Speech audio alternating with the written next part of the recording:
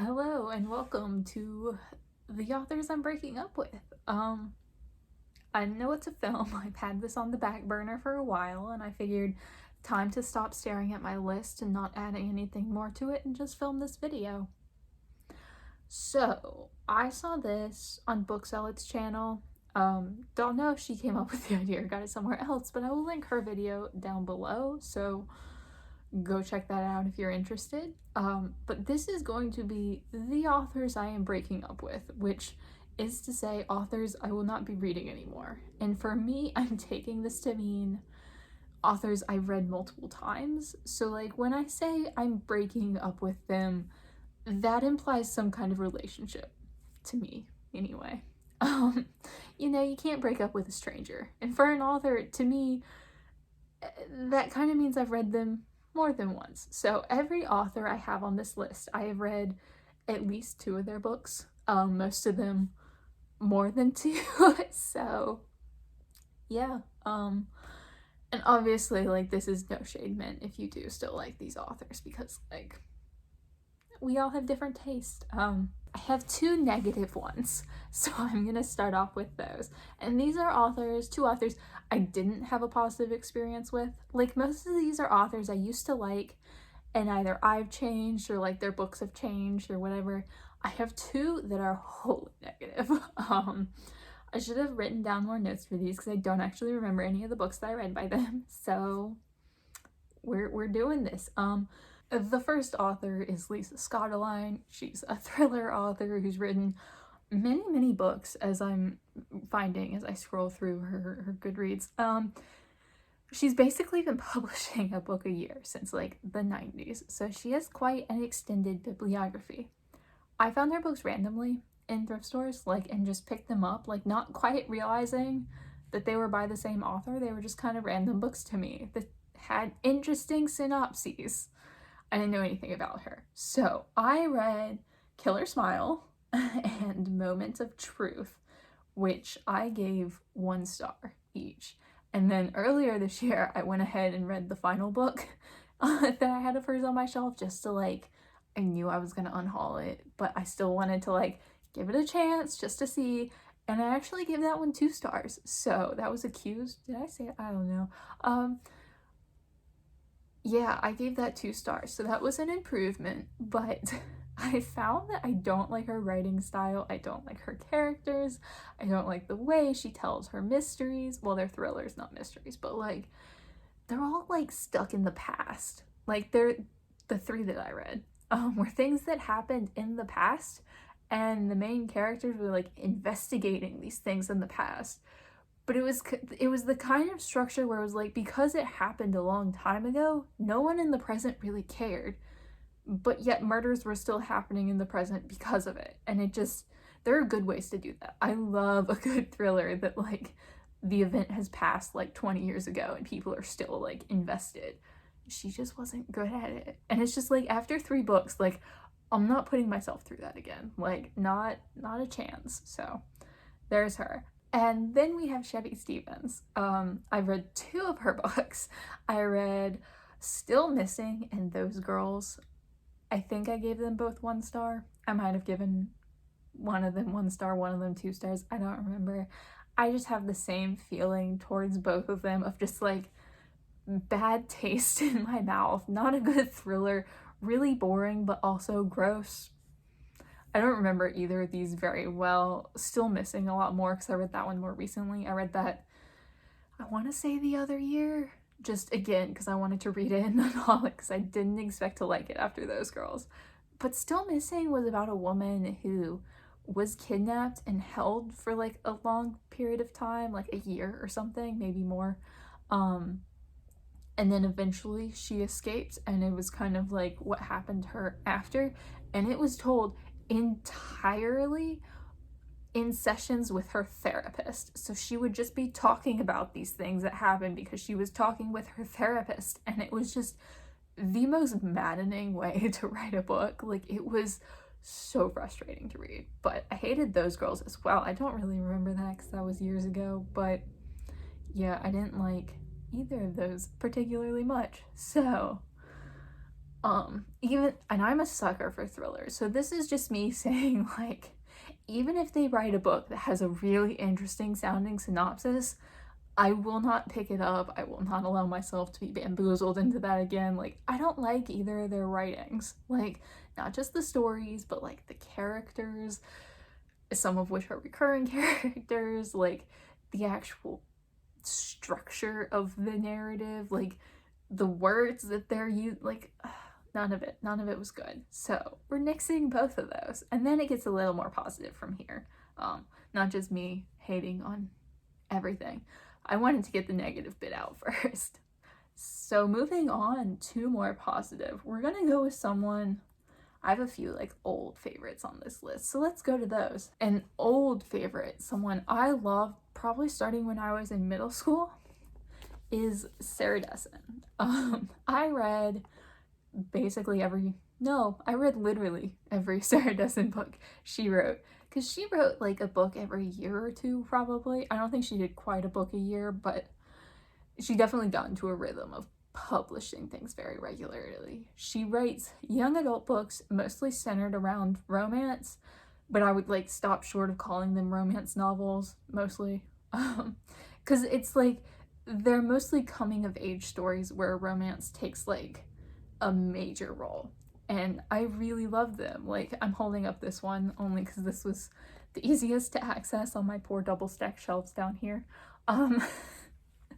But my favorite was The Truth About Forever, which was about a girl who was striving to be perfect, and after her father had died and she like witnessed his death, and she basically wanted to be perfect to make her mother's life easier. And then she meets a boy who's not perfect and kind of like goes from there. It's lovely. And this is about a girl who's being abused by her boyfriend. This is definitely like the darkest of her books. But I really, really loved her. And then I realized kind of as I was getting older, as I was reading her like new releases as they were coming out, I wasn't really enjoying them. I read I think three of her more recent releases starting in 2015. Saint Anything, I'll just put this down so I can put it. Saint Anything, Once and For All, and The Rest of the Story. I read all three of those and I gave them all like 2 or 3 stars. And it was just like, this is one of those cases where I don't know if I've changed as a reader or if she's changed as an author, because I did like really, really love her books, and I've reread her books recently and I still do enjoy them, but I don't know if what I'm enjoying is like my attachment to them and like the way I enjoyed them when I was, 13, or if she wrote different stories then, or if her stories were fresher.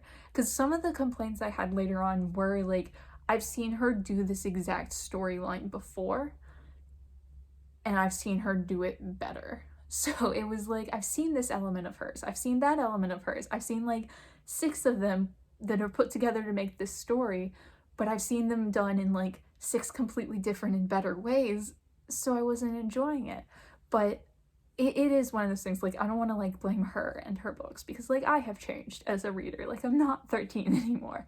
I don't usually read the books that appealed to me when I was 13 anymore, because like I'm almost 30. So I am going to be keeping the Sarah Dessen books that I already own. I am going to reread her older books, because like I still do love them. I have that attachment and that nostalgia for them. But I won't be picking up any more of her new releases, which is a little sad because I keep wanting to like give her another chance, but like it did get to the point where like it's disappointing for me, and I don't want to like drag everyone down just like perpetually reading books that I know I'm not going to enjoy. Then I have Jodi Picoult, another author that I found when I was like 12, 13, started reading in middle school and like read throughout high school and probably some of college too. Similar reason as Sarah Dessen, I think I just kind of grew in a way where I wasn't enjoying her stories anymore and they were starting to have very repetitive elements. But I think different from Sarah Dessen, these books don't have the same rereadability for me. Like, I don't want to go back and re-experience them because I'm fairly certain that if I did, it would kind of ruin those positive feelings that I still have, and I don't really want to do that. Like, these were favorites of mine when I was young. This is the only one that I've kept. My Sister's Keeper, which is about a girl who has cancer, and it's like kind of focused on her sister, and her sister is suing her parents to not donate a kidney to her older sister.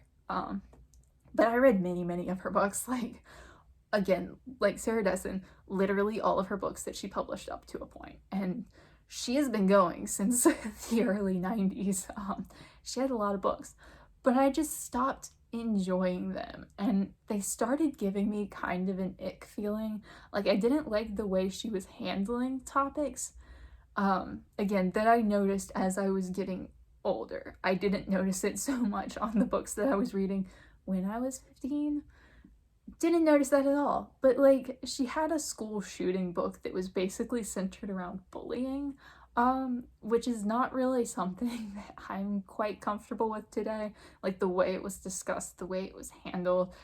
And I'm kind of feeling that way towards a lot of her books now, whereas like, I look back and I'm like, I don't really like the way that element was handled from the vague details that I remember. You know, like, obviously, again, when it's been 10 plus years since you read a book, you don't remember the details, but it's like, that kind of makes me uncomfy with how it was handled. So I'm nixing Jodi Picoult. I don't know if I want to go back and reread books just to like kind of solidify my opinion in my mind, or if I want to leave those happy memories where they are, but I won't be reading any of her future books.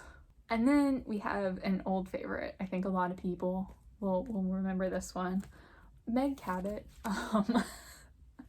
These are, again, the only Meg Cabot books I still have. These are the Mediator series.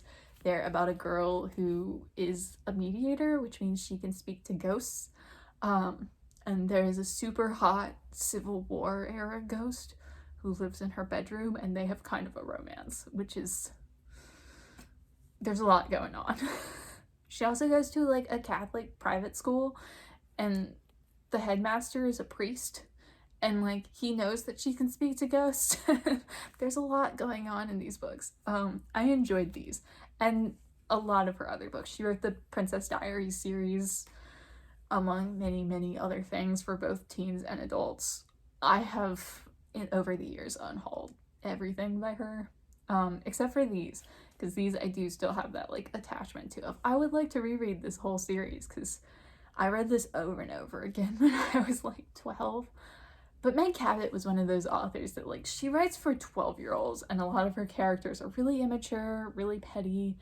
And she writes, I mean, I say she writes for 12-year-olds, this is not for 12-year-olds, but like the Princess Diaries series in particular, I loved that when I was young. Like, it was so wonderful. It was so much fun. And then like, as I got older, I just got so annoyed by the characters, because like, it was the kind of thing where I wanted to keep reading the books because I just wanted to see what happened to the characters, and I still loved like the concept of it. And I got to a point where I literally just had to stop because I couldn't stand it anymore. I found them so annoying, and just like, they frustrated me so much. And I think that was just like me aging out of who she was writing it for. Because again, when I was like 10 to 12, favorite books, loved them, had like so many of them, read them all. I just couldn't do it with her anymore. And I don't want to like ruin childhood memories, because those are really childhood memories, and they really got unpleasant for me towards the end there. But we'll be keeping the Mediator series. We'll probably reread these at some point, because these are a little older geared, so I will keep this series and let the rest of her live happily on in my childhood. Then we have Ellen Hopkins. She wrote a lot of YA novels in verse in the early 2000s. She was very big. If you read YA contemporary in the early 2000s, you probably know Ellen Hopkins. She's most famous for like Crank, which was very inspired by her life and her daughter getting addicted to meth when she was a teenager, and kind of there's a whole series that goes along with that is also kind of inspired by like her daughter and her daughter's life. And she's written a great deal of other books, but this one's kind of similar to Jodi Picoult in that I increasingly got uncomfortable with the way she was handling issues in her books. There was some victim blaming in them, and just like the way she was writing these novels that were so directly inspired by her daughter's life. And she did a lot of like playing with names, like her grandson's name. I forget which is his real name and which is his name in the books, but one of them is Hunter and one of them is Orion. And it's just like, because Orion is the hunter, and it's just one of those little things that makes me kind of uncomfy, just like how directly it is her life, but like fictionalized so she can add more drama and more sex, or like not more sex, but like graphic and things that she wouldn't have experienced herself. And it just like, it makes me uncomfy as an adult. And like the further I get from that, and it isn't just that, because she's written books that aren't like based on her life. She wrote a book about like teen sex workers, and she wrote a book about kids who were in a mental health facility for attempting suicide, and like a lot of like those dark, gritty YA contemporaries, which were kind of my jam as a teenager. And it's just like, looking back, it's like, I don't like how she handled the teenagers doing sex work. Can I say for sure that I think it was really poorly done? No, I read this book like 12 years ago. Like, I can't say really anything about this book, but it's just like, it gives me bad vibes now. And if you are curious about this, I know people have done like really detailed like analyses of negative things in her books, probably on Goodreads. You can look for that. But I read one, I think it was perfect, and there was a really intense victim blaming bit in it, like not coming from other characters, but coming from like the narration of the book, in that way where it was like the book was blaming the character for her rape, and it made me like really physically sick to my stomach. And again, it has been a very long time since I read this book, so I can't get into details or like explain why. So don't look for that here. But it was like, that was kind of the turning point for me, where I was like, I cannot read her anymore. And I wound up getting rid of all of her books a long time ago, and just like, not for me. Like, they played a role in my teen years, in my youth. I appreciated that, but yeah, I just kind of like, they give me that ick vibe now, which is unfortunate. And then we come to the last of my favorite authors, and we're almost at the end, or favorite authors from my teen years. J.K. Rowling, for obvious reasons. We don't support TERFs here, and she has very much, I don't want to say she's gone off the deep end, because like apparently that stuff has always been there and I just never noticed it. But yeah, I never read this series. Won't be reading it. It's been on my shelf all this time because I just haven't gotten rid of it, but it will be in my next unhaul. Yeah, so we're not doing J.K. Rowling anymore. We don't need to support transphobes. So yeah, no more J.K. Rowling. And the final author that I have is John Green. John Green started publishing YA contemporaries when I was like in high school, maybe like middle school, like, and I read like 90% of my reading was YA contemporaries at that time, because like I was a teen and I liked contemporary books, still do. So that was what I read. Like, I did read some other things. I read some fantasy, I read some adult, but like I was largely reading YA contemporaries. So when he started getting big when I was like 15, I thought, oh great, a new favorite author, and went and bought some of his books. And I tried so hard to like John Green. Like, I wanted to so badly. I read Paper Towns and I was like, that was kind of boring and mediocre. And then I read Looking for Alaska, which I don't remember at all. Looking for Alaska left zero impact on me, and I think I read it twice. Which I know everyone talks about like, oh god, the emotional impact or whatever, but like, I read it twice, literally no impact whatsoever. Don't remember a thing about that. And then I read An Abundance of Katherines, which I found pretty annoying. Like, very annoying. And then I read, I tried so hard with them. I read, what was the cancer one? The Fault in Our Stars. I know what it's called. I read that when I was in college, and I didn't hate them. They were like fine. Some of them were annoying, some of them were boring, some of them I didn't like aspects of them, but by and large, they were like 3-star reads for me. I just really wanted to like his writing, like so badly. I wanted him to be a favorite author because he was so big and I was so into YA contemporaries, and like I tried so hard and I could never find one of his books that I thought was really good. Like, fine, sure. Paper Towns was a fine book. The Fault in Our Stars was fine, but maybe, I don't remember what I rated it, but I didn't really enjoy them. They were kind of just on that line of like, this was okay, I guess. And like, I read 4 of his books and just trying so hard to like fall in love with him as the writer, and it was just like I couldn't do it anymore. Like, I couldn't. There were more things that annoyed me about him than like I enjoyed. So I had to say goodbye to John Green. I think like it's also why I've never read Hank Green's books, which is so unfair because people talk really highly of his books, and I'm just like, well, I hated John Green, so I'll probably hate him too. And it's like, they're 2 different people. They're 2 different authors. Like, why do I... It's an irrational thought, but I won't be reading any more of John Green. It's like, I tried. I gave him my best shot, and I just couldn't do it. So that is everyone off of my official list, but I did have one final kind of like future breakup, if that's the thing. Lisa Jackson. I have read 2 of her books. I read The Night Before and The Morning After, which are a duology, I think, or a series, I don't know, but I read those 2. And I have 3 more of her books on my shelf. I gave both those books 2 stars, and here's the thing. I am down to read the 3 more books of hers that I own. Like, I will be reading them eventually, maybe not soon. This is Final Scream. She writes romantic suspense, which is like, it's a thriller, but a romance novel. So it's got like both those elements going on. And her books are kind of a lot. Well, the one that I read was a lot, and then the other one I read was not enough, which was a really weird, like, a lot. They're also like thick as anything. Like, this is almost 600 pages.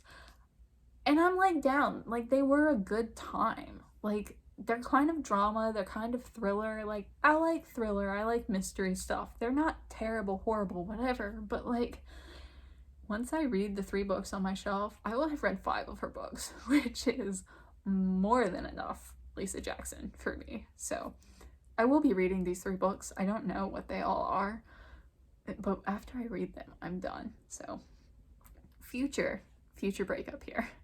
If that counts, I decided it counted. So those would be 8 plus a future breakup. 8 authors that I won't read ever again. Which I say, and then probably next week I'll find one of them has a book that sounds like really niche for me, and I'll be like, I have to read that. But you know, I haven't read any of these authors in a long time, any of their new stuff, except like Lisa Scottoline, who I read earlier this year. But they're kind of authors I have given up on like years ago. So let me know down below if you have any authors that you consider yourself like broken up with, authors you used to enjoy, or authors you tried really hard to like that you don't anymore. Always a fun topic. And as always, thank you so much for watching, and I will see y'all again soon.